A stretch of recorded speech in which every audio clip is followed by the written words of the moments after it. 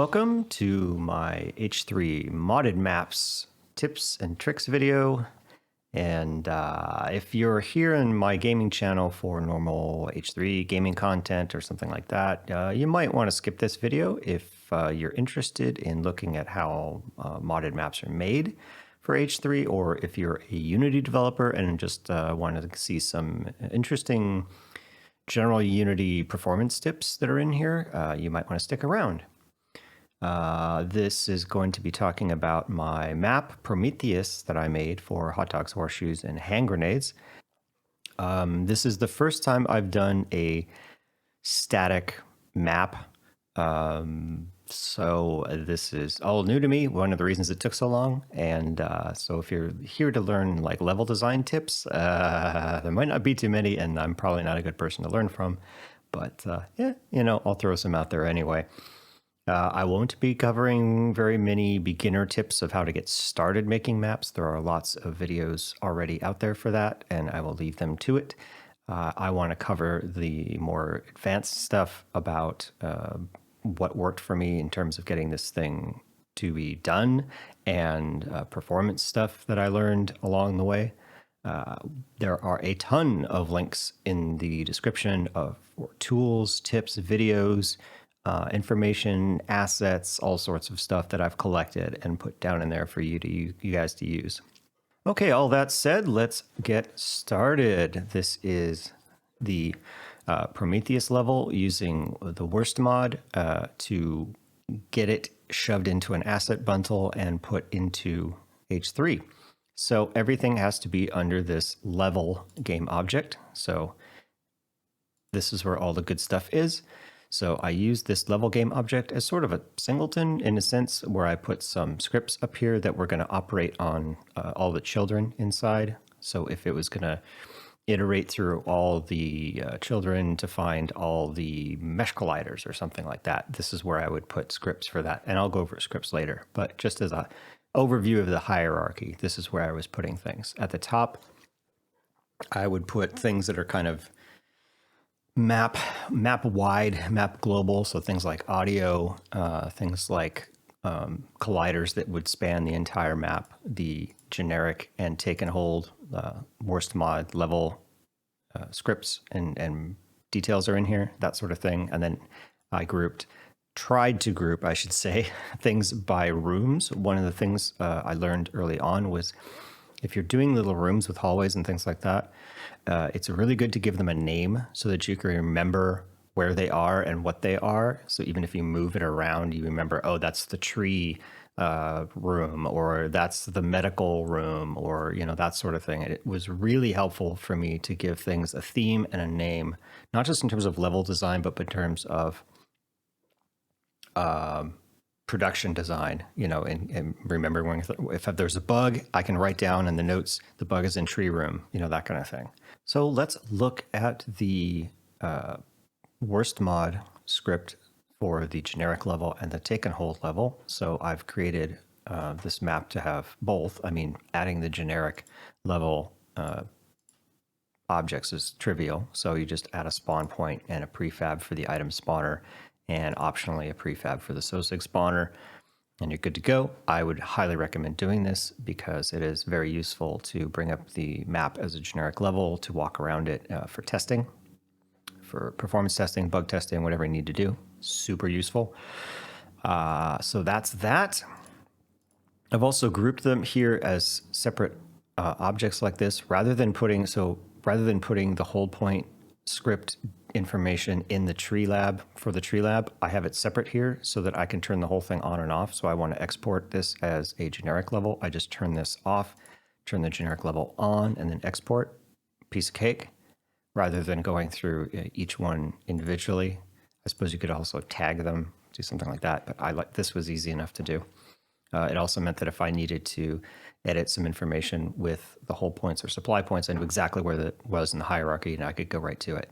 And the reason I keep going on about the hierarchy is because this thing can get really out of control really, really fast. This is with it somewhat organized, you know, as you add things to random parts of the levels and trying to figure out, is this in this hallway, or this in this hallway, or is this in this room, or you know.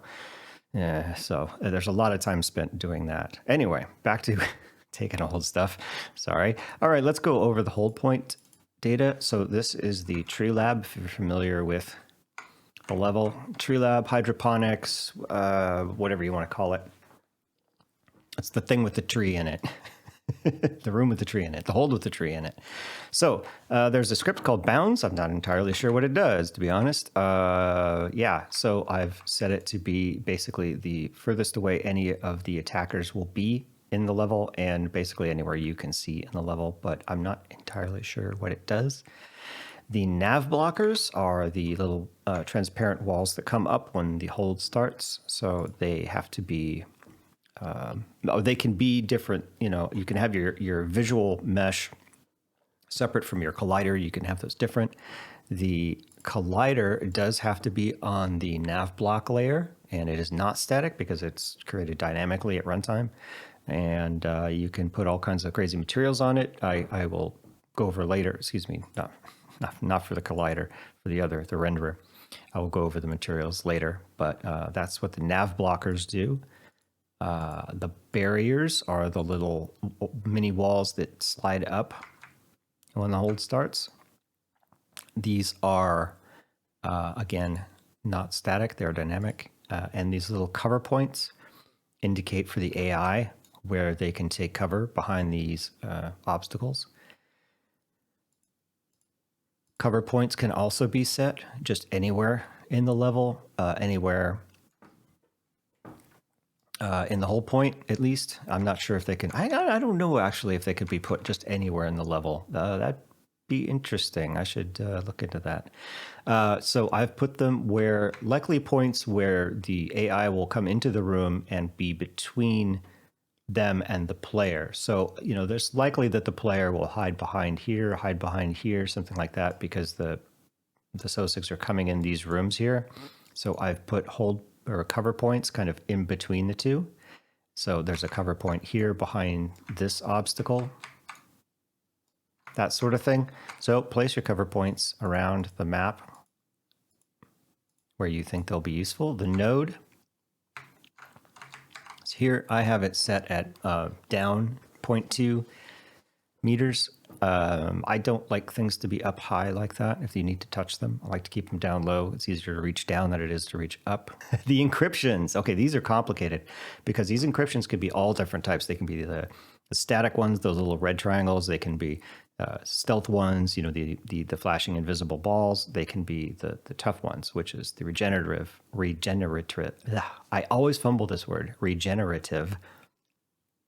One. That's the one with the big spiky ball in the center and the little lines that come out with the little spiky balls on the ends. Okay, that could be a real problem to get these encryptions placed in a way that the extending balls don't get placed behind objects. So if I put an encryption up here on top of this tree cylinder thing where the player can't see it and can't shoot up there, and if it spawned up here, that would be a big problem because the player couldn't shoot there. Also, if the ball spawns over here and shoots a ray out and the ending encryption ends up over here, that could be a problem as well. So you've got to watch out for things like that. I recommend putting fake colliders up so that the rays don't go where you don't want them to go. I've got some rooms. Actually, I will show you a room that I've got set up like that. In fact, most of the rooms at this point. So here's a room. It's just a square, but because of these tiles I'm using for the walls, you get these ledges. So what would happen is the ball would spawn here and project a little mini ball out here onto the ledge, and the player would have a really tough time shooting from down below, especially because my colliders don't exactly line up with the mesh. It would look like you could hit it, but you couldn't because the colliders are simplified. So that's an issue to work out with the encryption placement. I also don't like placing them too high, too low, too far to extremes. Make sure that you don't place them in spots where the player can't see them at all or can't hit them at all. Obviously not behind walls or things like that. That's gonna be a problem. So that's just something you gotta debug. You just gotta run that level a couple times and look for encryptions that are in the wrong place. They're easy to find and you won't be able to finish the hold. So there's something there. Okay, let's go back to turrets, I don't actually know what to do. I think they're a holdover from the previous style of take and hold maps. I don't know if they have any value in the current style. I've placed them just kind of in the room, not in the ground, not in behind walls or anything like that. Other than that, I don't know what to do with those. I've been led to believe that they are positions that the AI will try to travel to. I don't know if that's true or not, but I've treated them like that and put them in locations where I think the AI should go to fight. The attack vectors are very important. This is where the SOSIGs spawn. I liked to place them in spots that were not visible to the player so that they couldn't immediately, be hiding on one side of the wall and see them appear and then shoot them immediately. I wasn't completely successful in that because the other thing you want to do is keep them not too far from the entrance, because once they spawn, it's not like they sprint over and go in the room. They take their time. So if you have them too far away, sometimes the hold timer will progress really far before the SOSIGs even get into the fight. So the player will just be sitting there waiting for something to happen, or the encryptions will actually spawn before the SOSIGs get in the room, that sort of thing. So you got to kind of balance how far away they are from the entrances. Okay. The attackers, the grenade position is where they will throw their grenade from. So you've got to position it kind of on the other side of the nav blocker. I suppose you could position it out on the other side of the nav blocker. I don't think it will bump into the nav blocker. It shouldn't, because bullets go through nav blockers. But here it is, and in WurstMod, it actually gives you a little arrow indicating the position that it'll go this way. So when they come in the room, they'll throw it in that direction. So you've got to set those up correctly. What else? Oh, I think in the WurstMod prefab for the attack vectors, they aren't set up like this exactly. I think I may have reorganized this a little bit to make them easier to manage. You can move these guys wherever you want, but I kind of grouped them together as I recall. So that might be a little different in the prefab from what you may see in WurstMod. The defenders are where the defenders are going to spawn when the level starts and when the hold is completed, and you basically reset and respawn all the SOSIGs, the patrols, and pick the new supply points. That reset. The new defenders will spawn in these red spots and will be facing the directions that are indicated here in the blue line. The blue line being the forward vector here for the object. There's no indicator from WurstMod, at least not in this version, of where the facing is, so you got to use the Unity transform controls. Make sure they're not set to global, because otherwise global will just always face, in the cardinal directions, as it were, so that won't be helpful. You got to make sure it's set to local, and that'll tell you where this is facing, so you can change the Y rotation and change what direction they're facing, whether you want them to be facing the entrance, whether you want them facing out from the wall, whatever, that's up to your level design. But that's how you control their orientation. Okay, that's a hold point. Let's go to a supply point. Let's go to the bridge supply. This is a nice one. Again, they have a bounds setting, which I don't understand. Sorry, I don't have all the answers, man.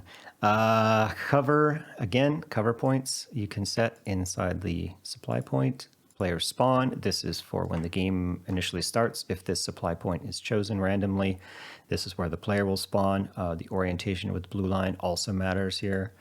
Defenders, same as the hold point. Turrets, same as the hold point. And again, they don't make sense here. Panels are very important. So panel placement is important. You don't want it to have it inside walls. You don't want it to have it too far, down or too far up. As you can see here, my panels, the Y value is defaulting to 0, so that's a good start. Just set them at 0. The prefab is kind of built up off the ground already, so that's a good default. I like to group my panels together so that you don't have to wander around the area trying to manage your inventory and all that crap. I don't like that. I would recommend 5 panels at least. I don't think there's any characters that use more than 5 panels, but there are characters that use 5 panels for sure. The default WurstMod will spawn or will give you 5 panels in the prefab, so that's good. Keep them. Let's move on to boxes. Boxes are the little white cubes that you bash to get the supply points out of, or what do they call them? Tokens. Get the tokens out of them. There seems to be a little bit of randomness as to where they are placed. You can see here on the box, but sometimes I'll see the boxes stacked on top of each other, even though I didn't place them like that. So I'm not sure exactly what's going on, but this is how you place what boxes. It starts the default of 4. I left it at 4. I don't know if you can add more. I'm pretty sure you could though. Tables, large case, small case, melee, small item, shield. These are all where the objects spawn when you first start the level. So this is the long case, the short case. You might want to make sure you get the orientation correct so they're not facing the wrong way. You want to make sure that these are easy to pop open. I was a little bit haphazard when I placed these in the Promeatheus map. I kind of wish I would go back and standardize them a little bit more, make them a little bit more easy to open. In some cases, I've got objects in front of the case. In some cases, sometimes I have the case in front.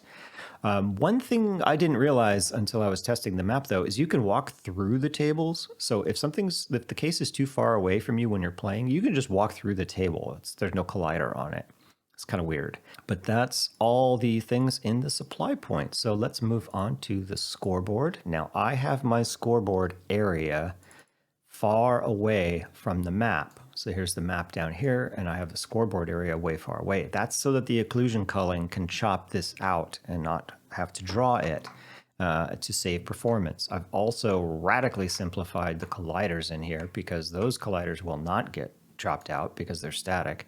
So even though there's a lot of detail in here, the colliders are extremely simple. There's just like a couple, I forget where the colliders are for this, but there's only a couple colliders for like one for this wall, one for this wall. I don't allow the player to go back in here, that sort of stuff. I also noticed that when watching videos of people playing the game and they get to the scoreboard, they don't tend to wander around here, which I thought was kind of odd, but they don't wander around this area. I did include the colliders and the stairs and this platform, so you can walk up to the platform and look at the fighter if you want to, but there are no colliders on the fighter because this is a very complex object. Stuff like that I did for performance. The scoreboard itself, you will notice, is rotated screwy. This is because I think there's a bug somewhere in either WurstMod or in H3 or something like that, because the rotation of the scoreboard in my map doesn't align with what I see here on the editor. So I had to kind of manually fiddle with it and get it to line up the way I wanted it to. So you may have to figure out what's going on there. The respawn point, this is where the player respawns. I don't believe it is positional because I think when the player respawns here, the rotation of the player is maintained from when they die or when they finish the level. I'm pretty sure. I'd have to really look at that, but I don't think you have to worry about this position, but it's easy to do, right? So, okay. All right, so that is the take and hold and the generic level stuff from WurstMod. And I'm going to talk about prefabs for a minute. We're running Unity 5.6.3, so we do not have nested prefabs. Wah. I really wish we did. It would have saved a lot of time maintaining this map and making changes to it, which I did a lot. I would recommend, if you're building a map, especially if you're building something modular, because this is based on the Cinti Studios sci-fi pack, where everything is in 5x5 meter grid, basically. So all the floors by default, or not that one, but all the floors are 5x5. The walls are 5x5. So everything kind of snaps together, you know, or at least grid aligns together. If you're doing a map like that, it's really useful to have these set in prefabs so that you can make, you know, broad changes across the entire map without having to go and fiddle every single freaking thing. Again, not a level designer, never done this at a production level. This may be obvious, I don't know. But it's something that really helped me when I was doing this. If you needed to make a prefab, or if you needed to make an object, like a lot of these hallway corners where you've got a wall on one side, and on wall on another side, but this is open and this is open, and you've got to make custom ones. I would make separate prefab versions of that. So you make it say like, oh, this is hallway, number 2 style with an L, with doorway north, this south or whatever you want to call it.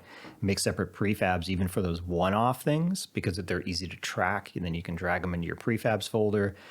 You know where they are. You don't have to go searching through every single object in your game every time you want to say, you know what, I want to change this floor tile to be different, or a different, move the lights around, which I did a million times, that sort of thing. Much easier to have everything in prefabs. All right, let's get into the serious stuff. Let's talk about colliders and physics. So performance-wise, physics and colliders are probably the most important thing in H3. The physics in this game is super heavy and super complicated, as you probably know. So the amount of colliders and the complexity of the colliders in your map can vastly affect the performance that the player feels and sees. I learned this the hard way. I have a lot of information that I got from Anton about this topic, which is linked in the description. There's a big document in there about the conversations that I had with Anton, and giving me a bunch of tips, and I kind of organized it all in there. So a lot of this information is also reflected in there. But it comes down to don't use mesh colliders unless you absolutely have to. If you absolutely have to, make them convex. And as simple as possible. Use the primitive ones as much as possible. Boxes, spheres, cylinders. They are much, much, much, much, much cheaper than the other types. If you've seen or played the early versions of Promeatheus, I didn't do any of that. I used all these mesh colliders because that's how the Cinti Studios stuff came. And you can see the performance was absolutely terrible on brand new machines with 3090 RTX cards. It ran like garbage. So don't do what I did. Make everything as simple as possible. This unfortunately means you will probably have to write a lot of your own collider rewrite stuff if you use an asset, like Cinti Studios and stuff, because their stuff isn't really geared for that level of simplicity.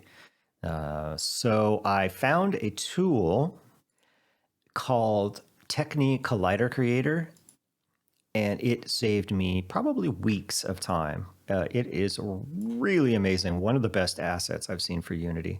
Link to it is in the description. And basically what it allows you to do is paint on a mesh, basically select the triangles on a mesh and turn those into a collider. And you can select items on a mesh and have it try to map a box collider to them. So if you've got something like, let me see, it was a good example. Whoops. Got to be careful when you click with this thing on.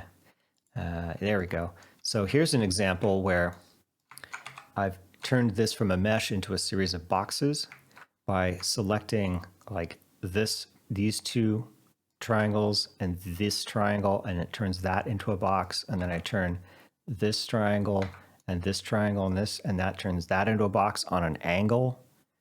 So it fits the box collider to those angles. Oh my God, do you have any idea how much time that saves trying to manually create a box collider, manually figure out the angles and the size and that? Holy smokes. So even if you're just a Unity developer, if you do any sort of custom collider changes at all, which you almost certainly do, get this tool. It will save you so much time, and it's not terribly expensive, and it goes on sale. Any of the assets I mentioned in this, they're all big assets. They go on sale. If you're looking for a sale, just wait. They'll go on 50% off all the time. If you are falling through the world, which lately seems to be a feeling we all have. If you are falling through a world in H3 in your custom map, it's probably because you've got the colliders not set correctly. So you've got to go in here and look at your collider and make sure it is marked static. Make sure it is on the environment layer. Make sure the box collider is turned on, or whatever collider it is, probably box. Make sure it's not a trigger collider. Make sure it has a PMAT script. And I'll go into PMATs in a second. But that's usually all you need to do to make sure you're not falling through the floor. Unless you're spawning and falling through because the spawn location is too low, that sort of thing, that might be a problem.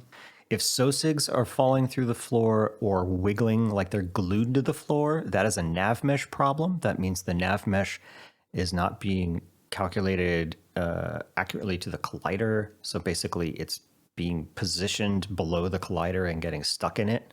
I'll go over Nav Mesh in a second, or in a little while, but that's a reason why that might happen. So, okay, I'll talk about PMAT. So this is the PMAT script from WurstMod.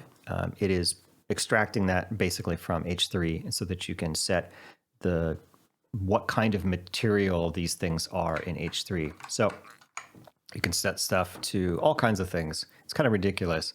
I'm not entirely sure which one of these things are legacy and deprecated in H3, because obviously we're hacking in here. You know, some of these things may not work, so test them.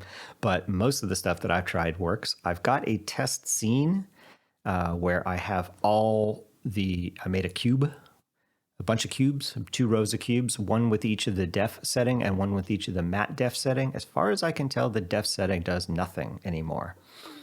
And it's kind of mentioned here in the WurstMod tooltip that this probably doesn't do anything. So in a lot of cases, I've set it. In a lot of cases, I left it as default. I don't really care. The matte def setting absolutely does work. It changes the sound it makes when it gets shot, the particles that come off of it, the amount of deflection that a round will receive, you know, whether it'll go through, how much of it'll, what's that called? Refract, how much it'll bend basically as it goes through something. All that sort of information is the matte def. And there's a lot of different metals. There's a lot of things that aren't quite clear what they do. So do experiment with this. Most of my stuff in this map, I made either concrete or metal. You get a lot of bounces on metal, that's for sure. But it also kind of made it a little simpler to test. I didn't have to worry about doing 80 zillion different materials. Some of my materials are fabric, like a lot of the chairs I just made fabric. Couches are fabric, that sort of thing. So you can also do some fun things with them. There's some things in this map, which I won't tell you, are kind of squishy. So, you know, you can have a little fun with that. But if you're doing a collider, always put a PMAT on them. And one thing to do is you can write a script to iterate through all your colliders and make sure they have PMAT scripts attached to them. That sort of stuff is a nice little script to write that you can put in your editor. Let's talk shaders. So H3 is made by Rust Limited. Rust Limited also makes the alloy shaders for Unity. They, I believe, are now free and open source. At the very least, we are using the old version of the alloy shaders that run with the version of H3. That is what is being used as the shaders in H3. So we want our shaders to match the H3 shaders. You don't have to do that. You can use your own shaders. You can use the standard Unity shaders. But there are times where things won't work quite right if you don't use the alloy shaders. For example, flashlights don't render their little cookie thing properly, so they won't look like circles. They'll look, if you see a big square flashlight effect, that's probably because you're using a shader that isn't the alloy shader. The cool thing about the polygon stuff is it tends to use 1 or maybe 2 materials for the whole freaking thing, which drastically reduces draw calls. So this whole thing is using 1 material. The downside is that you only get 1 set of properties for that material. So if you want things to be shiny, they're all shiny. So what I've done, because I want some stuff in my scene to be shiny and some stuff not to be shiny, I've got 2 materials. Ta-da! So some of the things, like all the floors are basically on this 1 shiny material and everything else is on this 01A material. So here are the settings for my alloy core. So you set the shader to alloy core. There's a lot of alloy shaders. I mean, there's just tons of shaders in here, but I'm just going to start with the standard one. It's opaque. If you are using models that do not have normals, it does not have a normal map, I should say, excuse me, if you're using textures, you don't have a normal map texture, like I don't have one for this, you want to set this to vertex normals. This is a tip from Anton in one of his alloy videos. It's a performance improvement. I don't know how much, but I'll just do it. Same goes for roughness source. You want to set the roughness source to base color alpha. if you're not using normal maps or roughness maps. What else we got? So main properties, you can set your metallic and specularity and all that fun stuff. This particular material is emissive, so I've got the emission turned on. I've got the specular highlights turned on. This material I don't want reflections on, so I've turned them off. And I've set the global illumination to baked. I'll go over lighting after I talk about shaders, but I wanted everything to be baked, baked, baked, baked, baked. If I go into the other material, which is, I think, Alt 2B. Yeah, 2B, I've got everything the same. The metallic and roughness are slightly different. This is for the shiny floors. I've got glossy reflections on. That's the only difference. So you can actually see in this ball, whoops. You can see in the ball this little shiny bit. You can see, yeah, these are the shiny materials. So yeah, this is all the floors. So that's one part of doing materials. The other is I've got materials that I've set up for the hold barriers that come up, these walls, the nav blockers, excuse me, I gotta use the right terminology. The nav blockers that come up, I have shaders that I picked out that I like the look of because you gotta be able to see through them. So I picked Alloy Particles Multiply, and I just basically have a color here that I use, a big color and about a 65% alpha on it. That tends to work for what I'm doing. You can do whatever you want. This is like a lightning effect. See here?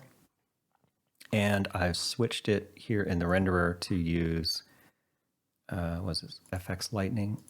So it is using Alloy Particles Additive here. So again, I've shifted. This is not what it comes with by default. It comes with like standard shader, whatever it is, the Unity standard shader. So I've switched it to the Alloy particle shader. So again, I would do that for particle effects if you're using any in your game. Lighting, lighting, lighting. So let's talk lighting. You're going to spend a lot of time messing with lighting in your scene. This is an indoor scene. So I have made a couple changes specific to indoor scenes. So there's no sun in my scene. So I have no sun source. The environmental lighting is not to skybox, it's actually to color, and that color is all the way black. So all the lights are not, they're actually light sources in the world. I do have environmental reflections turned on, and that source is this big purple space skybox. So the floors that are near a window will actually reflect the skybox here because these settings are turned on. Turned off real-time global illumination lighting. This is a performance hog. I don't even know if it works entirely, but it's a killer on performance. So turn it off. Again, I'm not actually sure that this will get exported in the asset bundle and put into H3 if it'll change anything, but I just leave it off anyway. You want baked global illumination to be on because you're going to be baking the lighting in your scene, unless you are doing real-time lighting, which I'll talk about in a second. Real-time lighting is super duper expensive in VR. I highly, highly, highly, highly, highly recommend just baking all the lights. Set it to baked indirect. I don't believe that H3 even supports distance shadow mask or shadow mask baking. Anton was not sure if Alloy shaders supported it, or at least the versions he's using support it. Set the light mapper to progressive because, well, okay, let me take a step back. Let's talk Bakery. Bakery is the paid Unity asset that I'm using to bake all the lighting. It is kind of like the standard paid Unity asset right now for baking lighting. It is substantially better than what comes in Unity. Unity has two mappers, or excuse me, light mappers. One runs on the CPU, one runs on the GPU. The GPU one, of course, is a lot faster. It's a lot buggier. I don't really have a whole lot of experience using either one because, again, this is the first time I've really done a baked lighting map, so I just went straight for Bakery. Let's talk about the setup for Bakery. When you first install it and put it into a scene, Bakery will create this object called ftrace light maps, or actually exclamation ftrace light maps. This will be hidden. You won't be able to see it in the hierarchy. There's a tool called Hidden Game Objects, which I believe I have a link in the description. Yeah, that will help you find this object and move it. You need to move it because you need to move it into the level object in order for it to be exported correctly. So if you try to export your scene using WurstMod export, it will throw an error if everything isn't inside this level object. So you need to use this hidden GameObject tool to find the ftrace and select it and reveal it, I believe the name of it is, and then drag it up into this level hierarchy. Then you're good to go. After that, Bakery will continue to put it in there. It won't move it again, so you won't have to actually use this tool every time. You just have to do it once, save your scene, and you're done. So here are my Bakery settings. I've set it to advanced because I'm an advanced kind of guy.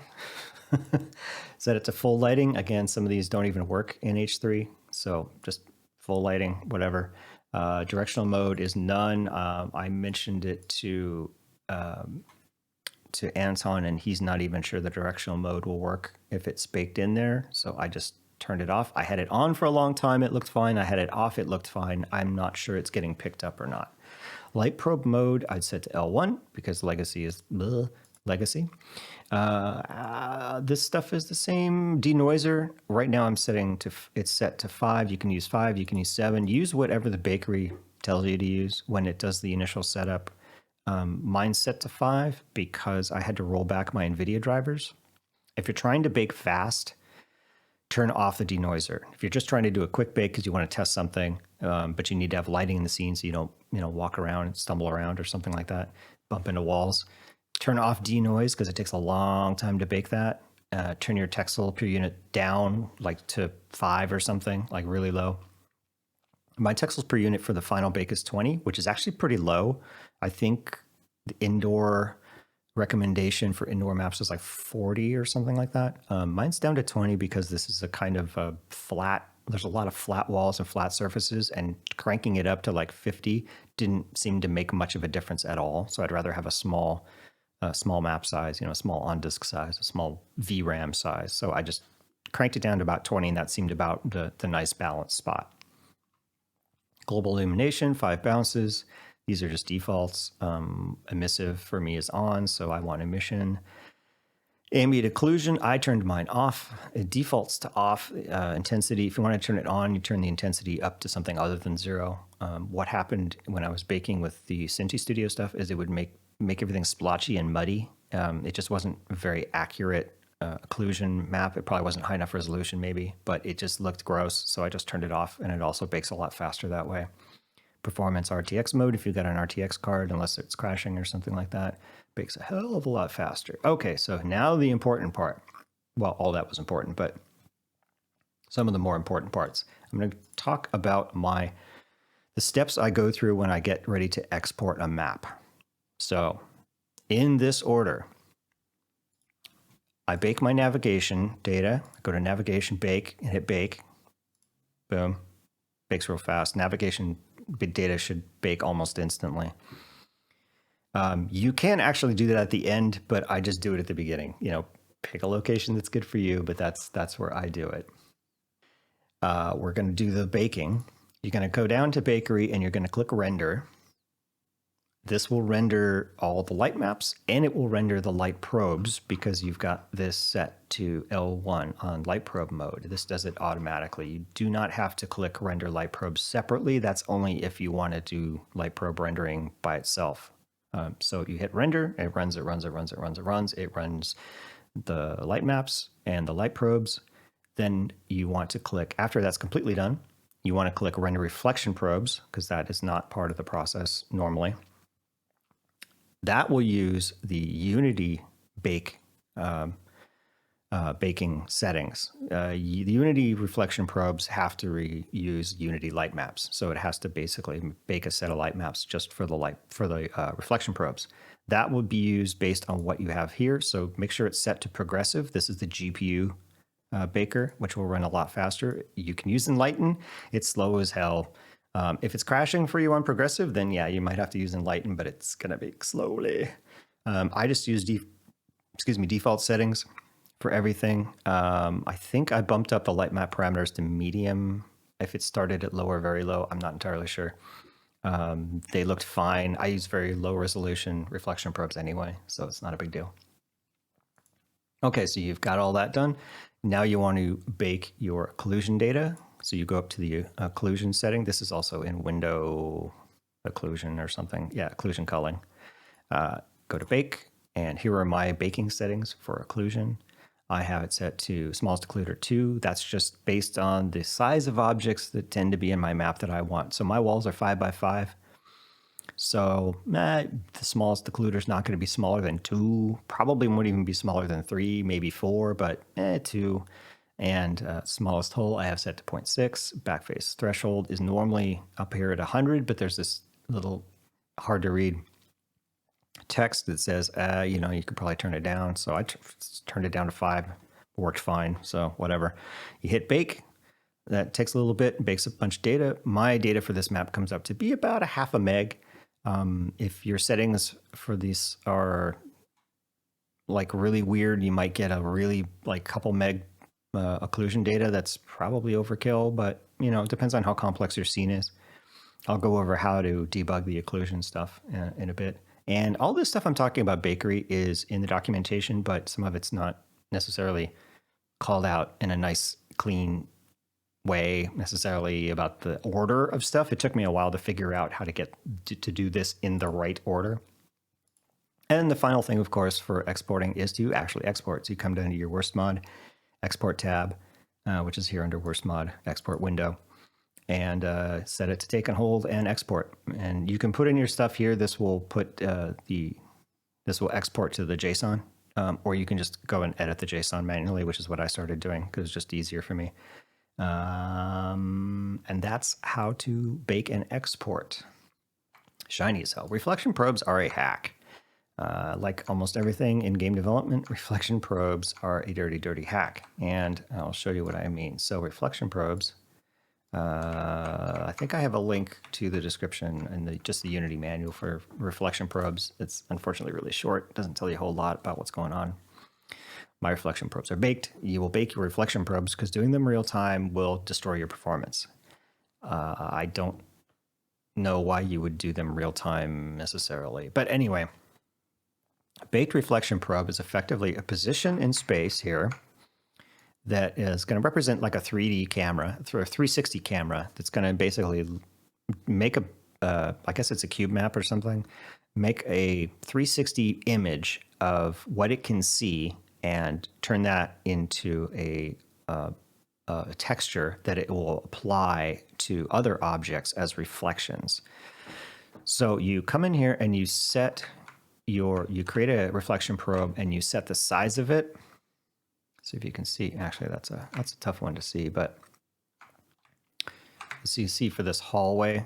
So I've got one reflection probe that's going to be applied to this entire hallway. And I set it, you know, roughly in the middle of the hallway and about at eye level. So it's one of the weird things about the reflection probe is that it's going to reflect from a particular point of view. So as you are, if you are in that exact spot with your little eyeballs, that will look correct. Any other position will look less and less correct the farther away from it you are. So it'll look, you know, more and more skewed. So I would position the reflection probe where it is most likely for the player to be at that point. And you can set I set it to box projection because that'll give me an accurate reflection because I'm in boxy hallways. There, right? Get it? Setting the resolution, set it as low as you reasonably can to make it look the way you want to look. I found sometimes a lower resolution looked better than a higher resolution because of the way it just kind of blew out the glow from some things. You know, they were bigger when the reflection probe was lower, that sort of thing. So higher isn't always better. Almost all my reflections are 256 or less in this map, just to keep them down because I've got so many. So I'll make a reflection probe for a hallway. I'll make a reflection probe for a room. The room ones are a little higher resolution. You know, if it's a big room, it's going to be higher resolution than if it's a small room, that sort of thing. And let's see, all the other settings I think in here are default: occlusion culling, clear flags, everything like that. Yeah. So let's talk about how the reflections are applied to the materials. if you click on this floor, you'll see a line here in the mesh renderer called reflection probes. So this is like, do I use reflection probes? Do I not use reflection probes? How do I use reflection probes? So there's basically 3 options. There's on, or there's off, simple, and blend. Blend is the default. Off is obviously, it's not going to use reflection probes. Simple is going to use the closest, most important, the most important reflection probe that covers this object. So here I've got a reflection probe that covers this whole hallway, so there's only one, and I can set this to simple. If you set it to blend, it will look at if any reflection probes, or if it's got multiple reflection probes covering this object, it will blend between the 2 of them, and you can kind of set which ones it uses more based on the importance of the reflection probe, the setting importance in the reflection probe. This has a heavy performance hit, this blending that will happen because it's happening every single frame. And whatever, right? This is what Anton says, and boy, when I got this fixed in my map, it ran a hell of a lot faster, so I believe it. So what I've done is very painstakingly set all the reflection probes to only cover, or rather every object that is going to have reflections only has one reflection probe covering it, and I set that to simple. You can set it to simple and have overlap. You just got to make sure that the importance of one is higher than the other. The importance of the reflection probe that you want is higher than the one you don't want, that sort of thing. So you basically want to make sure that it only has one thing to look at any given time, and it's not searching around trying to figure out what reflection probes it's going to need. Because the reflection probe code in Unity apparently does a linear search of all the active reflection probes to see what it's supposed to do, and it does that every frame. So the more reflection probes you have, the slower it's going to run. The more active reflection probes you have, the slower it's going to run. And I'll get into how you fix that in a second when I talk about scripting. As you can see, there are some fixes for that. But anyway, for performance, keep the number of reflection probes down to a minimum. I've got, let me see actually. So I've got, a few. Most rooms have 1 or 2, hallways have 1 or 2, that sort of thing. But I didn't go crazy with it.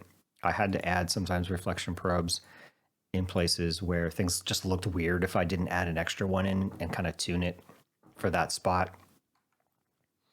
But less than 100, I would say. I think Anton mentioned that he had 83 in the classic, the Taken Whole classic map, which was weird because you think about that map and you don't think about reflections much at all. They're really subtle. It's really tuned down. Where I noticed them the most is on the barriers that pop up from the ground, those little kind of shiny metallic walls that slide up from the ground. That's where I see a little bit of color reflection in them. My map, it's real obvious because I made it shiny. The floors are shiny. So you can see a little bit of that here. Actually, you can see reflections here and there. Can I turn that on? Yeah, it's a little obvious there. But my light maps right now in this editor are all foobarred. Not sure what's up with that. It must have been just the last time I left it. I must have nuked the light maps in some weird way or something. But if you're in the editor and you're running around, turn the lighting off. It will greatly improve performance once your level starts getting big like mine. If you're just running around and editing stuff, yeah, just turn the lighting off. It runs a lot faster. Okay, so that's reflection probes. Let's talk light probes. Man, learning all this stuff, it's not well documented, I'll say that. So light probes are this weird spaghetti mess. A light probe is another cheat. So if all my light information is baked, because all my objects are static, almost nothing in my scene moves, so I can bake everything ahead of time, which saves massively on performance. Once everything is baked, the system needs to get some information of how to apply that light to moving objects. So dynamic objects, objects that are created at runtime, objects that move at runtime. So that means all the guns, all the SOSIGs, particle effects if you go down that road. So that's what the light probes are for. The light probes are baked and sample the surrounding light map information and kind of say, okay, that's greenish and that's reddish and that's kind of white. And we'll store that information and apply it to the dynamic objects at runtime. So what you need to do is create this array of these little dots of where I'm going to collect this lighting information and apply it to these runtime objects. This is kind of, it's more art than science, as it were. What I did to kind of figure out where I wanted to put these was I bought a tool called Magic Probes, something like that, on the asset store when it was on sale. I love a deal. And unfortunately, it doesn't run in this version of Unity. Otherwise, I would have just used it and been done, because it does automatic setup of your light probes, which is fantastic. Another one of these tools that probably saves you a ridiculous amount of time. Unfortunately, I wasn't able to use it in this, but I was able to export my map into a newer version of Unity that was supported and run it in there and look at what it does. I couldn't figure out how to export the light probe data from that scene back into this one, but I said, screw it. Okay, so I looked at where it placed the light probes and at what frequency as a way of trying to figure out where I need to do it in my scene. And because everything I have is in prefabs, I was able to go into each of these little gridded prefabs and say, well, you know what, these are where I want the light probes to be. So generally you want to put them near these walls, in the corners of things, like that. Let's see, what's a good example? Here's a light. Here's a hallway.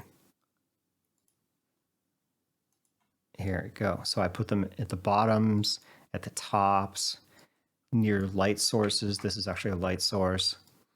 So there's more in corners, and you'll really have to fiddle with this to get it right. And what you do is you set all these light probes up, and they get baked in that render step of bakery, and they'll get included into your scene. And when you run your scene, what you do, and I'll show you this when I go into VR, is you spawn a gun. You run in the generic, or you run it with the item spawner on and take and hold. And you spawn a gun, and you look at the reflective bits of the gun for the reflection probes, and you look at the lighting of the gun for the light probes. So if you're walking down a hallway and the gun suddenly turns completely black, that's because it's not getting light probe information, or it's getting bad light probe information. So if your light probe is like, so this is like the edge of my map. So if I put this light probe on the other side of the wall, like out in space here, it's gonna collect the lighting information and actually apply it to anything that gets near it. So it doesn't actually use colliders or meshes. Imagine the light probes as if the entire rest of the visual scene was turned off. That's how it applies light. So as long as you're inside this kind of mesh of light probes, you're going to get proper lighting information. But as soon as you bounce outside, or if the light probes are placed incorrectly, you'll get weird lighting information. So it took a long time to get these set up the way I wanted them to. Spent a lot of time on little areas like this. Let me turn this off.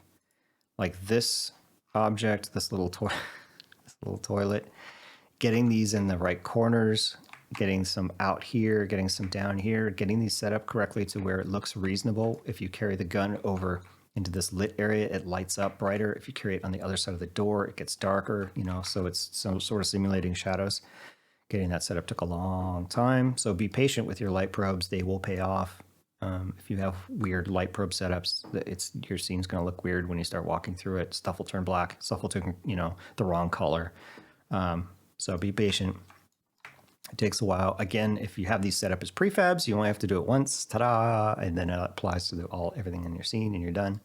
You might have to do a separate light probe for the room itself that it's in if you've got a room like this. So I think I've got like a separate light probe here where I've placed, you know, a light probe here in the corners and these spots that might have odd lighting because of, you know, corners and creases and that sort of thing. So you may have to do that. It's a lot of experimentation with light probes. The good thing is that light probes seem to be very performance light. So you can have a lot. That tool I was talking about, that magic light probe Unity asset thing, put an ass load of light probes, like maybe 10 times more than you're seeing here, probably more than 10 times, using the default settings. I don't know if that's the right way it should have been done, but that's what the default was. So I've vastly simplified the number of light probes that I'm using just because I'm so performance sensitive, especially because it's VR. But yeah, it's pretty light. So if you have a little too many, it's not going to be a big deal. So there's some strange things about lights in H3 that are not obvious. So if you go in to Unity and go create light, let's see, point light. By default, it'll add this Unity light object or light component. You don't want that. Nope, nope, nope, nope, nope. This is bad. You say, but wait, I can set this to baked. No problem. I can go, oh, real time? No, baked. And I'll bake it. Okay, this is not the light that Bakery uses. Bakery has its own component. And again, this isn't the Bakery documentation. I'm not like, this is not new information. But here's the Bakery light, and this is actually a replacement for this component. So you want the Bakery one, or if you're doing a real-time one, you know, you want the Unity one, but you don't want both. So the other thing to note about the Unity ones that was a surprise to me is that if it's in here and it's set to baked, for some strange reason, H3 will change it to real-time when it's running in the scene. So initially I had this map set up with the Unity lights on that were baked, and I would run it and the performance would be horrendously bad. And I went into this editor tool, this in-game editor tool, which I have linked in the description, and inspected this object, and it was set to real time. And I was able to go in and actually disable it and see the difference. So get rid of this component completely. Just use the Bakery one. The Bakery one does everything that the Unity one does in the editor as well. So, you know, you can go in here and change it and make it the color you want. You can make it the intensity you want, and it'll be reflected in the scene. Don't worry about it. It's in here. This is your light component that you will be using if you're using Bakery. Let's talk about Occlusion Culling. Occlusion Culling is a performance system. This is the Unity built-in Occlusion Culling I'm talking about, which works pretty well. It's very easy to set up, which is really handy, and it just kind of works. It doesn't work super well. It's not super accurate, but it is accurate enough for our purposes. So here again are my settings to negative or 2.6 and 5. You know, your map is going to vary a little bit, and I'll show you what I mean right now. So I'm going to create a camera in the root because I'm not going to keep it here. In fact, I want it to throw an error in case I accidentally try to export it. But I will use this camera to show how the occlusion culling works. So I'm just going to place it here in my map. It's going to be facing down this hallway. You can see it in the camera preview. And if you go over into the occlusion tab and turn on visualization, it will actually show you based on the baked occlusion data. You have to bake your data first. Bake your data. Based on the occlusion data, this is what it'll actually be rendering in the scene. You can see here it's rendering this part of the tree lab, but actually not the contents, not the top, not the bottom, all that sort of stuff.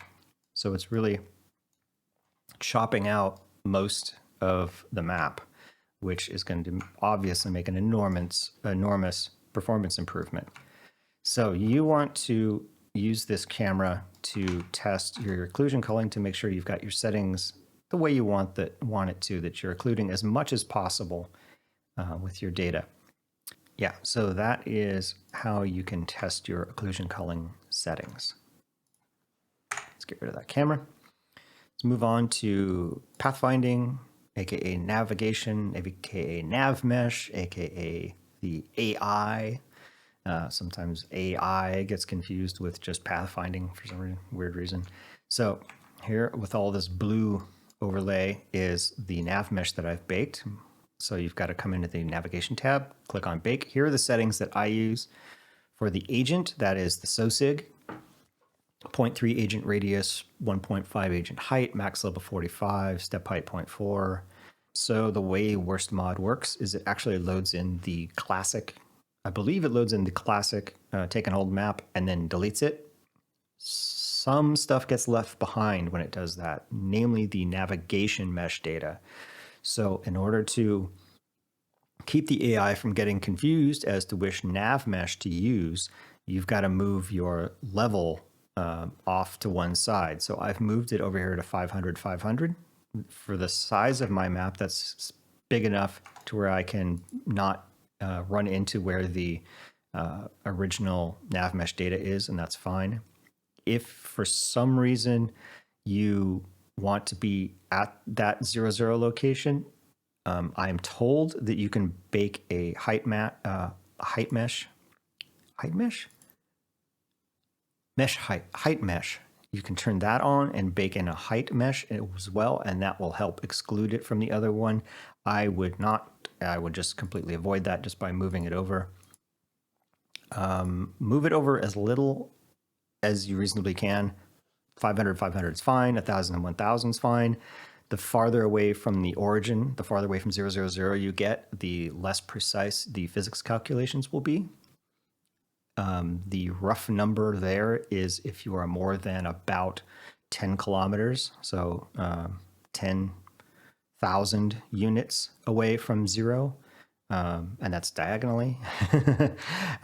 That's where you're losing, what, like 4 or 5 points of precision in your physics calculations, and so you start to get less accurate collisions. You will be off by, I think it's a centimeter, or maybe, I don't think it's 10 centimeters. It might be 10 centimeters, I'm not sure, but you start getting off by, I think it's centimeter in your collisions. That's like the resolution, and that'll cause problems. So that's an enormous map, though. I mean, good grief, unless you're making some giant open world sandbox, you're not going to get anywhere near that. So just, keep it at 500, 500. If it runs into problems, you'll see.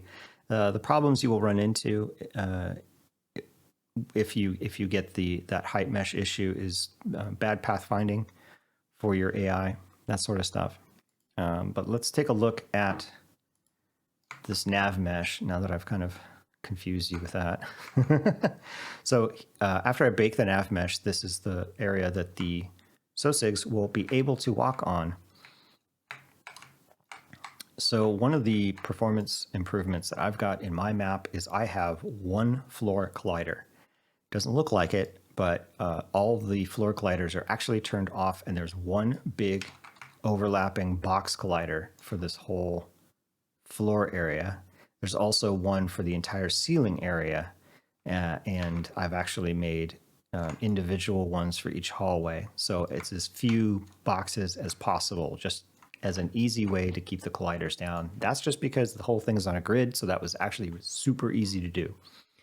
May not work in your scene, but you've got to look at where the SOSIGs are able to walk and make sure that makes sense for the way you've got your colliders set up. So let me see if I can find a good doorway.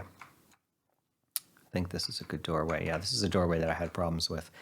If you've got problems where there's not blue coming through the doorway, you may have your radius set too big. So if I set this to like 1 and bake it, it's okay there, but you can see it's starting to have problems with this hallway over here where there's not enough room to get, to all the different spots. I'll set this back to 0.3. 0.3 might actually be a little too big for the SOSIG. SOSIGs are kind of skinny.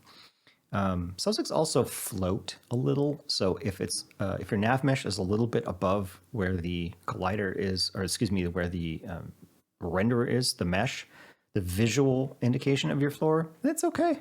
You won't notice. Trust me, nobody's mentioned it.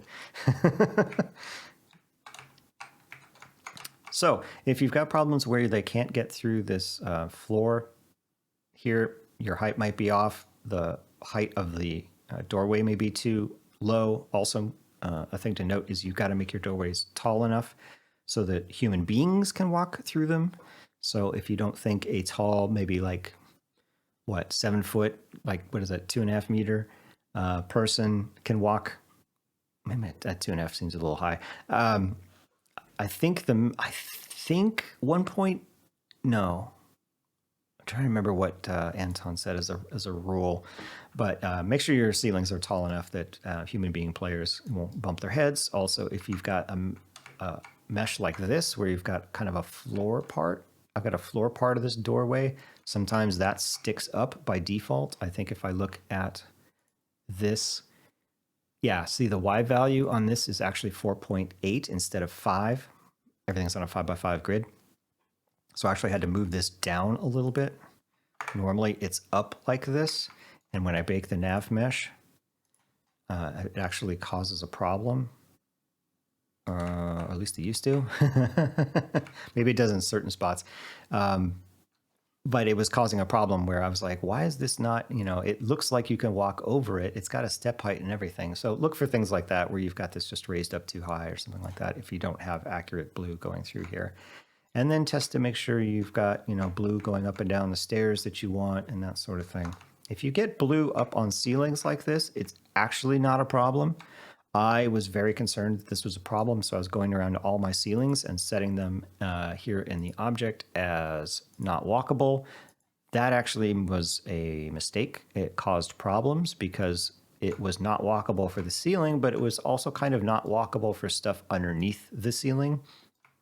I'm not sure how far down the nav mesh system uses to say, well, this isn't walkable, so this must not also not be walkable. So I got a lot of spots on the map where you couldn't walk through and I couldn't figure out what was going on because this was set to walkable.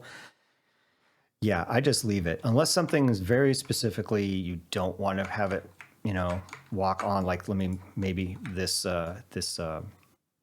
object or something. Like normally you could walk on it, but you can't, like a lava. You can see here I've set this to not walkable. Even if I set it to walkable, you could bake this and it would probably be okay, but oh no, look, it set a bunch of off mesh links so it can jump up on top of this thing, and I don't know if SO6 can do that, and I don't want to deal with that crap, so I set it to not walkable. Yes, thank you very much, and rebake. Luckily the nav mesh stuff bakes super fast, and there we go. That's the behavior I want to have. But I do want them to walk up on here in the captain's chair so they look like they're the captain of the ship, because that's funny. It's going to be different for your map. So that was the nav mesh. It's actually one of the easier things to do. Let's talk about audio. Probably one of my favorite things in gaming is audio. So I've got some special audio stuff in my map. I've got a sound that plays on start, da-da, that kind of thing.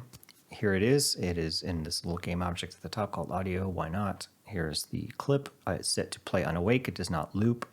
The volume is pretty low, so it doesn't blow your eardrums out. It is a 2D sound, much like music. It is not a 3D positional sound. So I have the spatial blend down to 2D, and I have 0 Doppler. If you have any 3D sounds, actually all the sounds, no, I take that back. There are some 3D sounds. All the 3D sounds in your game, I strongly recommend setting the Doppler level to 0 unless they are moving fast. And for some reason you want that Doppler effect, that meow effect, as something moves by the player really fast, because the player just doesn't move that fast in this game. So there's almost no perceived Doppler effect on just moving by something that's humming or something like that.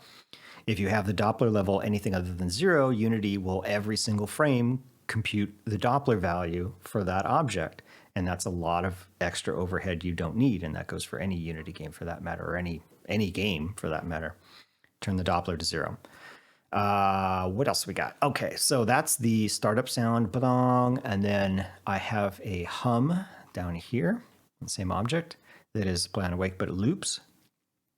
Oh, one thing to note about play on awake is it will play as soon as this object becomes live, and that is usually before the player is actually instantiated and becomes live. So you will get the sound blah, still as the scene is loading in. So if you don't want to do that, you're going to have to write your own custom script to detect when the player becomes live and then play it after that. And I'll show you how to do that actually in a bit, hopefully.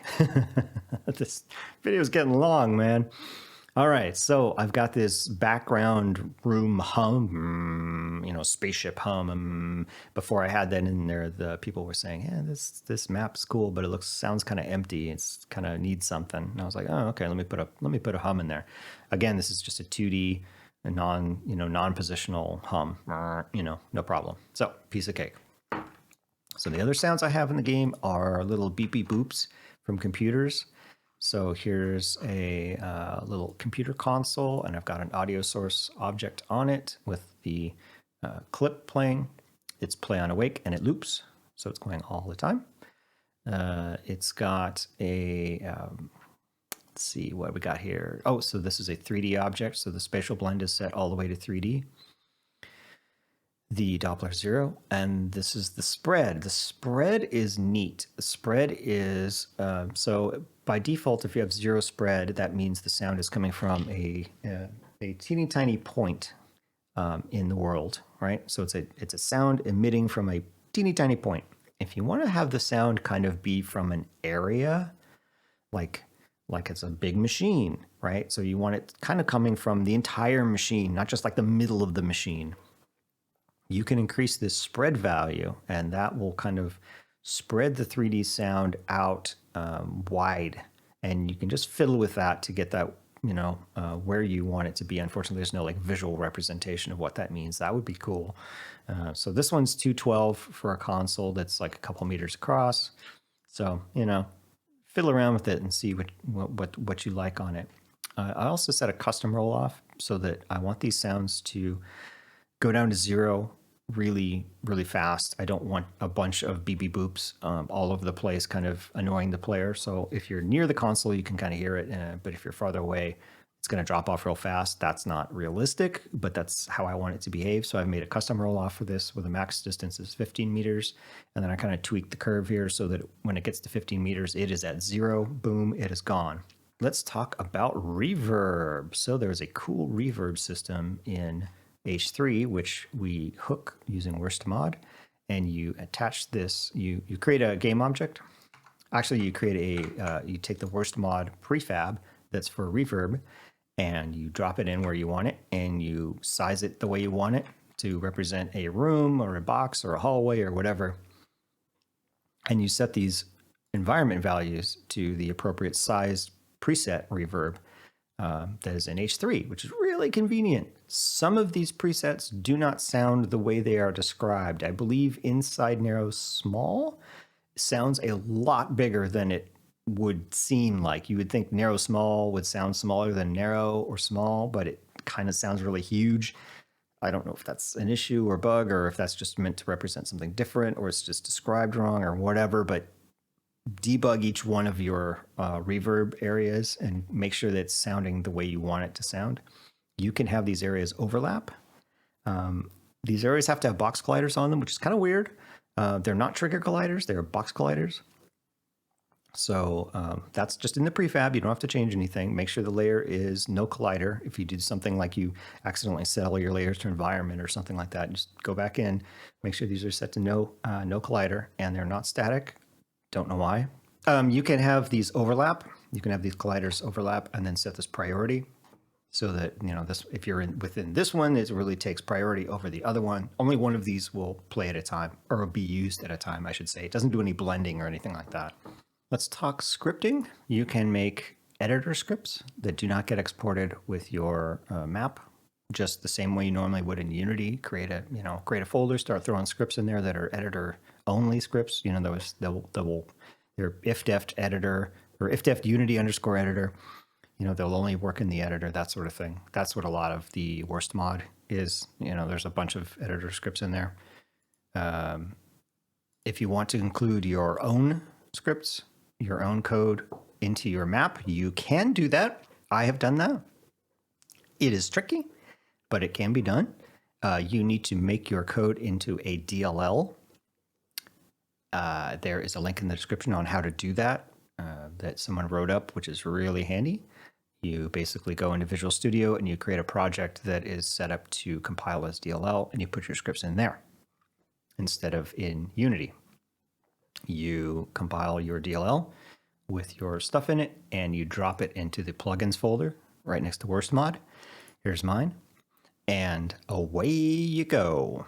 So the problem there is that if you need to change a script, you need to go back in Dev Studio, you change your script, you recompile the DLL, you drag and drop it, or you have Visual Studio set to export it into the folder. You go back into Unity, then Unity does its thing. So it's an extra step or two every time you want to change your code. So it's kind of annoying, but you can do it. And there are definitely maps out there which have much more custom code than what I've done. I am going to take the code I show you here and actually put it in open source it, because it's performance code and I think everybody should have it. It is not necessarily the absolute best way of doing this, but it is a good way of doing it, and it works. So I will put it out there. Let me go over some of the scripts that I've written. So the first one we'll talk about is this camera view distance script. It's just called setup. I got to rename it. In fact, I'll probably rename it before I put it out on my Bitbucket open source thing. But what it's doing here is setting the camera view distance to 60. So in my map, I have designed it such that the furthest object away is going to be 60 meters. So there are no views that will be, there's no objects that are going to be farther than 60 meters away that you'll be able to see because of the hallways and the twists and turns and the walls and all that sort of thing. That was something I just went in with I created a camera object and went around my map, once it was done, and figured out what that number is going to be. That is done as a way of helping the occlusion culling system kind of do its job. So sometimes I was noticing that it was rendering stuff that you clearly couldn't see, but the camera view distance, I think by default is like 1500 in H3. So I said, you know what, let me try. And I turned the camera view distance down, and sure enough, it was automatically excluding stuff that was beyond that. It just doesn't need to draw it. So the camera's not drawing it. So it's just a way of doing an easy performance improvement. If you've got a big wide open map, and the skybox will always render, so that doesn't affect the skybox. If you've got a wide open map, or if you've got some little objects out in the distance, like I used to have in my map, obviously that's not going to help you there. So this is just one of these easy tricks that may help you if you've got your map set a certain way, or it may not. Let's talk about stuff that will help you for sure. And that is hooking into the occlusion culling system. So you can actually, let's see it here, I've got an audio object. You can actually create scripts that hook into Unity's occlusion culling, and when objects are shown or hidden, you'll get a callback on it saying, hey, I'm going to show this, or I'm going to hide this. And what you can do with that is turn stuff on and off that the occlusion culling system doesn't actually do. You would think it would, but it doesn't. So some stuff that it doesn't, I shouldn't say it doesn't, the occlusion culling system doesn't do it, but Unity doesn't do it, is turn off audio sources that you cannot hear. Yeah, I know. So if you've got an audio source in the scene and you're too far away from it to hear it, in other words, it's past the setting here for max distance, it's still on and it's still being mixed in the CPU. So I've made a custom script that hooks that culling as a way of not only doing it by distance, but doing it by sight. So if you can't see it, like it's behind a wall, you could turn it off, which is a super cheesy way of doing like proper audio occlusion culling, which I actually worked on a system that did it much more accurately, which is way cooler. But this is a quick and easy way of doing it. The other thing I found is that if you are, so there's in the occlusion culling system, there's a radius that you set. So if the player can see this sphere that represents, that this radius represents, that's going to be, on. And if it can't see it, that's going to be off. So if you can't see it, or you are or rather, if you can see it or you are inside it. So if you're inside it, you can technically see it. So that is how I do the audio occlusion. So I set the max distance or the culling radius equal to the max distance. So if you're inside that, you can see it. If you're outside it, you still can see it. It's still going to get mixed, but as soon as you go on the other side of the wall, that's when it gets turned off. So this was just an easy way for me to do this on off without writing too much code.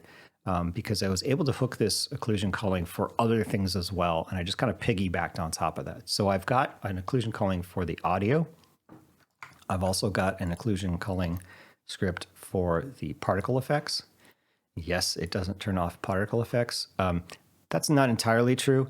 It does turn off particle effects if they are set up in a very specific manner. I believe if they are set up for world spawning, not local spawning. So in other words, if the object is static, doesn't move, world spawning, and you have a certain radius that it can figure out, then it will occlude it. But I said, you know what? I don't know if mine's set up right or not. I'm just going to add the script in there, and I know it will get properly occluded. So again, I have a culling radius set here. If you can see this sphere, I know you can see the particles. If you can't see the sphere, I know you can't see the particles. So I made sure the radius encompasses the entire particle system. So if you go behind the wall, it stops the particles. It's not running right now. It doesn't run in the editor. So again, it's got a culling radius, got a target. This is all the particle renderers, that sort of stuff. And I've got one more of those, which is just a generic one that will turn off. So that actually was doing, it actually calls like pause on the particle system, I believe it is, and actually turns off the renderer. This goes like that and like turns off the renderer. And there's another script I have that is more generic, this custom component culling, and that's just going to turn off any component like this. It's just going to turn it on and off. So there's a rotation script I have on here that just rotates this little mine sphere object around, goes boom, boom, boom, boom, boom. So when you can't see that, it just stops rotating. It just turns it off. It's a really small performance, improvement in this case, but I had the code, so I used it, and it's the only thing in my map that turns. So I just said, you know what? I'll just throw it on there. So those are the three little performance scripts that I'm going to put open source. They're really tiny. They're really simple. It's just a callback. That's it. But they help. Oh, excuse me. There's one other thing that it does, and that is to cull the reflection probes. So you'd think I wouldn't have to do this, but boy howdy, it made an enormous difference in performance. So all my reflection probes have this custom component culling, same one as the rotate script, and it's going to turn on and off the reflection probe like that. So when you can't see this radius of 5, which encompasses this entire reflection probe, the whole thing, so it's outside of this box, the radius encompasses the entire reflection probe box. If you can't see that, so for example, you turn this way, and that's behind you, it's going to turn off that reflection probe because it doesn't need to render anything. So what that does is just take one more thing out of that list that Unity is searching through linearly to figure out what to do with reflection probes. And shockingly, it makes a big difference, especially because my reflection probes are kind of big. So there's only like a couple that you're going to ever need to have on at any given time. So you're searching through, 3, 4, 5 objects as opposed to 80 objects. And you're doing that every frame. That adds up.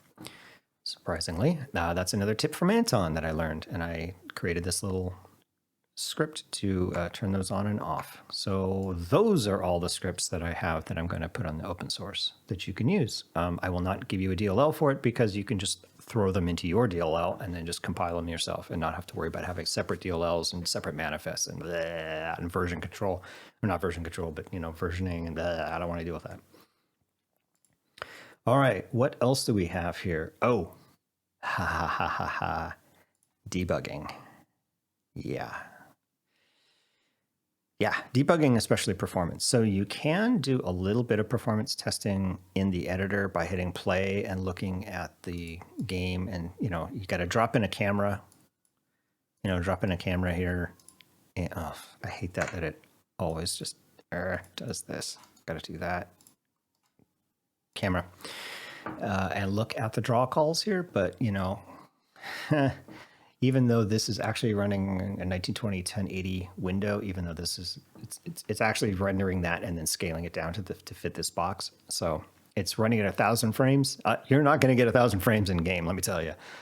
So even though that's a 1080, it's got to render bigger than that twice in VR and all the physics. And the physics in particular is going to destroy your performance. So it's hard to do this in the editor because of how much physics affects it. So what you can look here for is batches and set pass calls, especially set pass calls. That's also what they call draw calls. You want that number as low as you can get it. One of the great things about the Cinti Studio stuff is, again, it uses like one material or two materials, you know, the way I've set it up. So the number of draw calls is really minimal. So that helps a lot. Verts and triangles is not actually that important here. It's actually very, very, very few triangles. So that's great. And Occlusion Culling is doing this job. If you're passing hundreds of thousands of triangles, it's nothing these days to a modern GPU, especially desktop GPU, the way most people are running VR. Triangles just aren't that big of a deal. You can put 1 million out there and it's going to say, okay, cool, you know, not that hard. There's a lot of other big things that are going to slow down overdraw and transparencies, translucencies. Oh yeah, if you're doing transparencies in your game, or if you've got glass stuff, be careful because that's real expensive, especially when there's multiples of them. It basically has to redraw every time. That's a whole nother thing though. But you do want to keep these numbers fast. Again, I would probably, just as a really gross oversimplification, look at hitting 1,000 frames on I'm running a 2070 Super on this machine, but my CPU is like 5 years old. So right now the CPU is really not being hit too much because it's not doing any physics or anything, but the GPU is able to render 1,000 frames at 1080, no sweat. If you can hit numbers like that for the GPU, you're fine, I would say. But again, it's going to vary so much depending on what's in your scene. Okay, let's talk about frame timing tools. So in Steam VR, excuse me, there is a developer tool called the frame timing window, which you can turn on. Link in the description on how to do that. You can turn that on and it will give you, it's not in game, or it's while the game is running, but it's a regular flat screen window. It's not a VR window, and it's not that little VR window that pops up at the bottom that you can turn on from inside VR. That just gives you the green, yellow, red lines and the little magenta lines when things spike and stuff like that. It's not that one. I thought it was that one. It's confusing. Anyway, it's not that. That thing is not very useful. It's not very accurate, unfortunately. There's a Steam VR frame timing that you can turn on that gives you a ton of information. That's the one you want to use to get information about where your performance is in the map, how much time is being spent doing all the different things. There's a test tool that you can run that gives you basically a console in the flat H3 window that you can use to inspect the in-game. It's like an in-game editor tool. You can use it to inspect all the objects in the game, see what's in there. You can also turn on the log output in BepInEx, the BepInEx mod. Strongly recommend doing that so that you get the little console window that pops up when you launch H3. That is in the configuration text file for BepInEx. You just can check the BepInEx thing on how to turn that on. It's pretty, it's just like, set equal on or whatever. Also in the BepInEx, there's a thing about logging Unity errors. I highly recommend turning that on so that if you get any general Unity exceptions or anything, they will show in that console. That is super important in case you screw up something or something's not loading properly or something, one of your scripts blows up or something like that. That's where that will appear. So that is it for what I'm going to talk about in the Unity editor. Next, I'm going to start up VR and actually run around inside Promeatheus and show you some things you can do in the map, your map itself, to test things. So here we go. Let's jump in. All right, let's talk in-game testing. So this is the take and hold selector, and I'm going to set my health mode to custom. Health mode is going to be nigh invulnerable so that I can walk around and not worry about dying. AI is still on standard. Radar detect mode, I'm going to set to omnipresent. That'll let me look down at my radar hand and see if there are like SOSIGs that have spawned outside the map, things like that, or inside walls by looking at the dots. That's really helpful. I'm going to turn my item spawner on.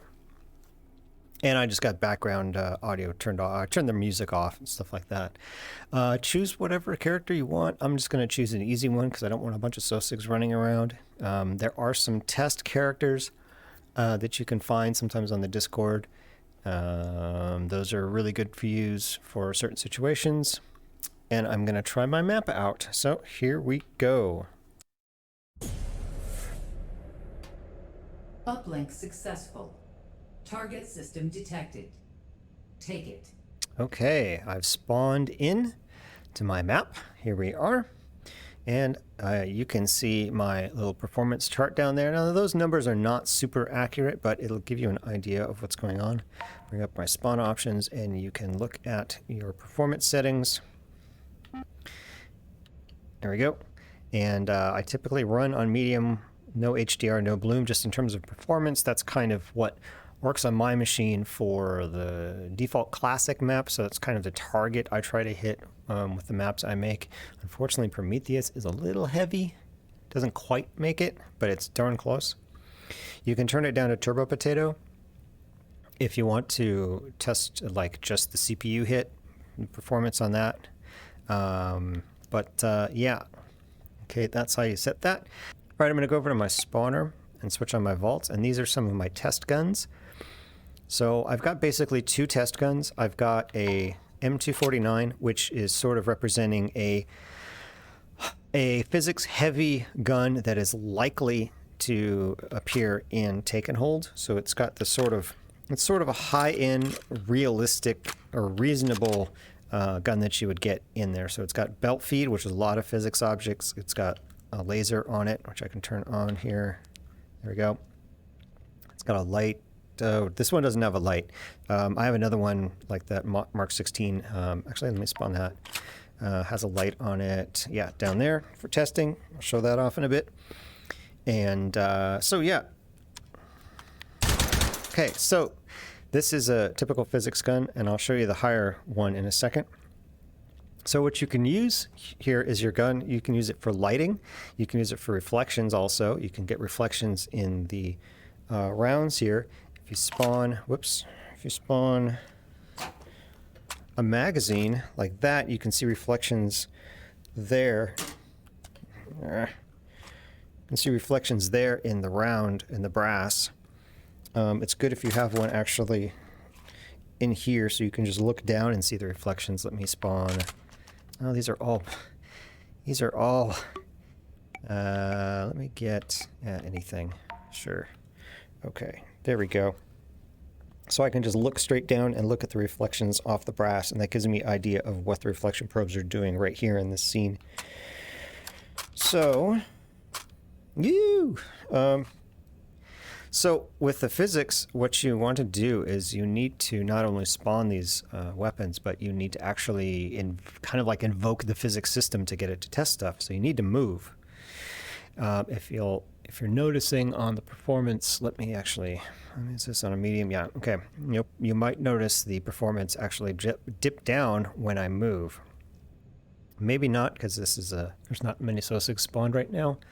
But when things get heavy, if you've got a lot of colliders in there, you'll notice that it's kind of at rest if you're not moving. But if you start banging into things, or banging things into other things, the performance starts to really drop. Now let me show you a more visible version of that as I spawn all these guns everywhere. Let me spawn my heavy-duty gun, this Bren. Now this has got a bunch of extra jangly bits on it, laser and a light, and yeah, so this is a pretty heavy. This is more physics stuff than you would expect to get. Each one of these individual ones is kind of obnoxious. So this is a good test gun. You start banging on stuff, and things, the physics really appear. Yeah, you can start seeing it already. You can see the frame rate kind of stuttering because I've got this thing out. If you notice, if I stop, frame rate's okay. But if I move, usually there's a big performance hit. I'm going to turn this light off. It's kind of obnoxious. If I drop it and move, things are back to normal because it's not doing physics calculations on all those little bits as I'm walking around. Because remember, you can just walk around and bang into stuff, right? Well, not these because there's no colliders on the, you know, you can bang into stuff just by moving. So, the more stuff in the scene, the more colliders, the more it's got to do. All right, what else can we do? Let's take this out and look at light probes. So, I've got light probes, as you saw, down here in the corners up here, so you can get pretty good lighting information. I've got a light right here. I like to put lights above where I spawn panels just so they're easy to see. You can see actually that this panel is set a little too far back, and it looks like it's not rendering.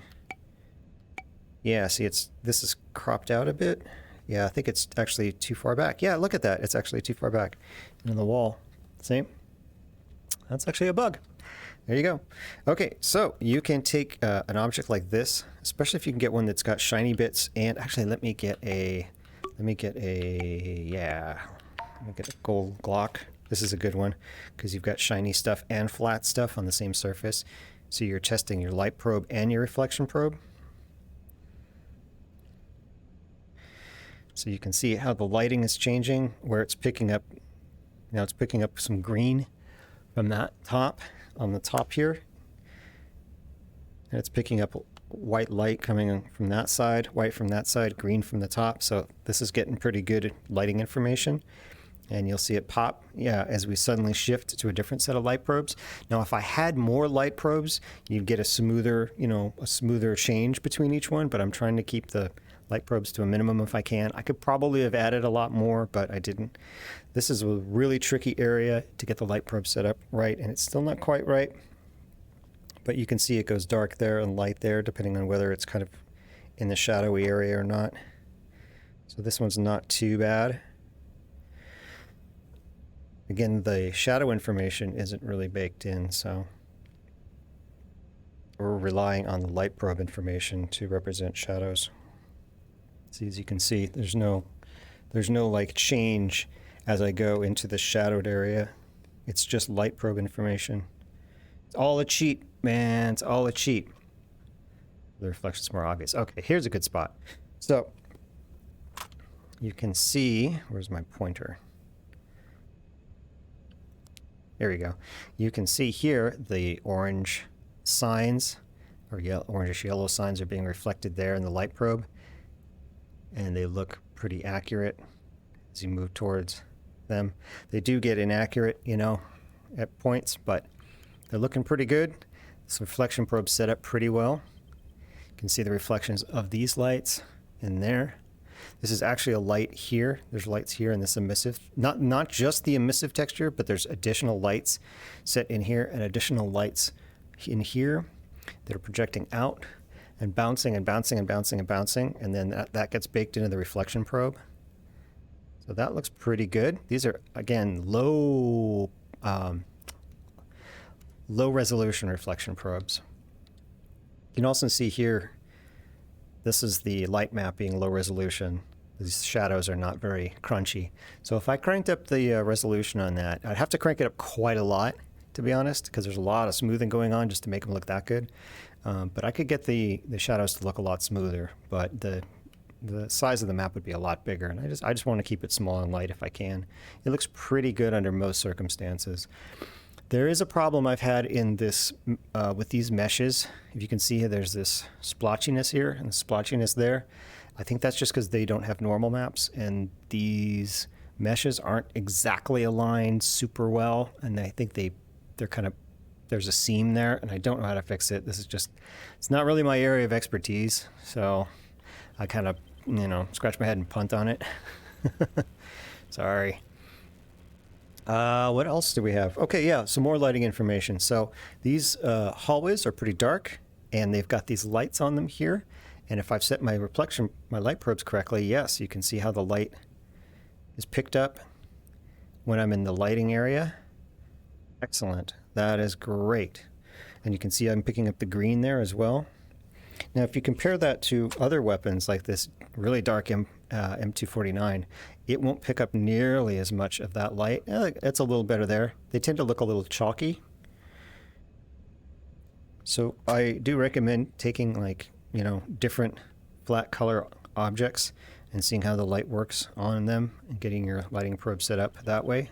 So you get a big bright light here from up there as I pass underneath. Let's talk about HDR for a second while I'm in here.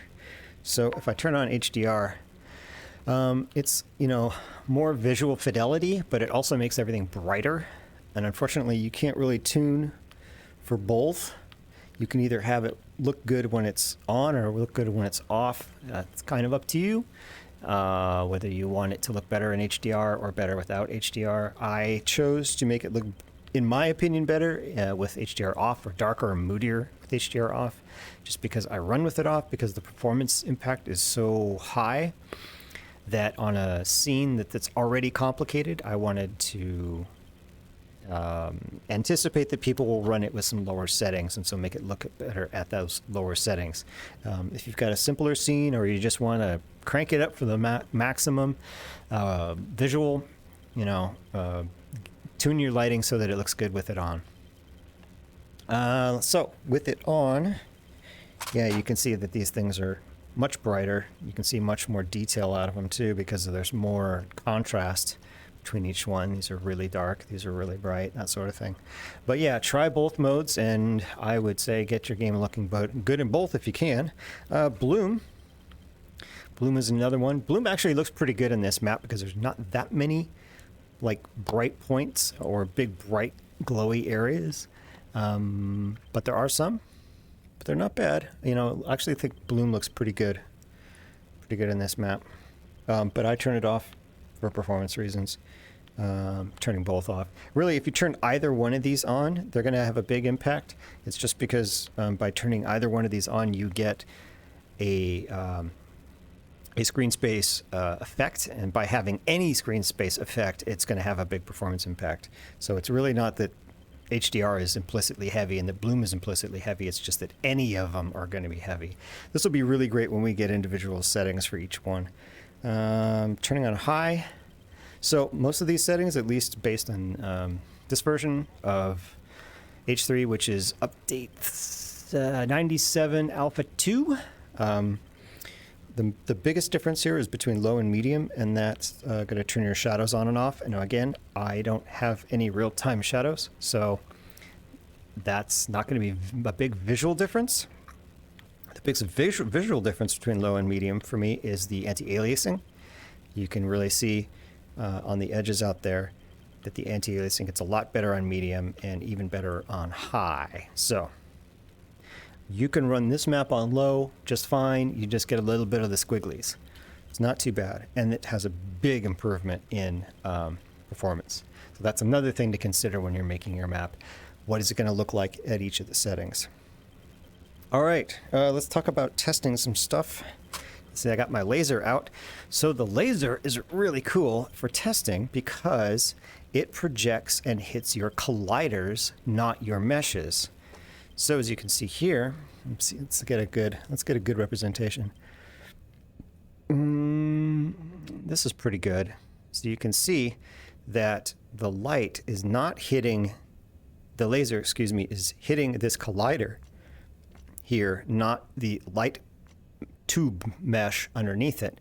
So you can use these lasers to actually inspect the colliders in your scene, and you can see where things are inaccurate. So for example, I have one box collider for the entire ceiling that is not matched to this mesh. So the laser will go right through the mesh and not be visible because it's hitting the collider up there, which is on the other side of that mesh. So it's not being rendered. See? Basically the ball is up above it. And here you can see the position of the laser because it's hitting, you can see it's hitting the mesh collider there that it's in the ceiling, but not the light. So this is a really good test tool. Oh, also I don't have colliders on the sides. It's another way of saving stuff because there's nothing up there to shoot. So that goes right through. Pretty neat. Okay, let's add a flashlight. There we go. So now you can see the flashlight effects here. Flashlight doesn't go very far, does it? Yeah, looks good. So this will look weird if you're not using the alloy shaders. It'll also look weird on transparencies. Yeah. I don't know how to fix that.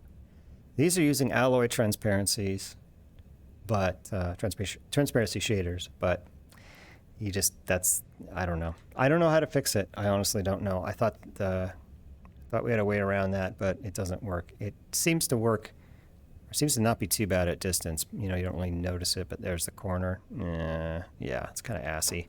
I try to avoid transparent stuff, except like, you know, just to look out. And most people don't put flashlights on their weapons when they're in take and hold, so it's not really a big deal. But if you're making a generic map, if you're making something special, you're making something at night and moody, transparencies are going to be an issue. If somebody has a fix to that, please post it in the comments, because I don't know how to fix it. All right, I think that's it. That's all I can think of off the top of my head anyway. Hope this video has been useful or will serve to be useful for you making maps. I can't wait to see what you guys make. We need more maps. We need more variety of maps. We need more game modes. There's so much more we can do with H3. That is a platform for innovation, I will say. Sounds highfalutin. All right. Until next time, I will see ya.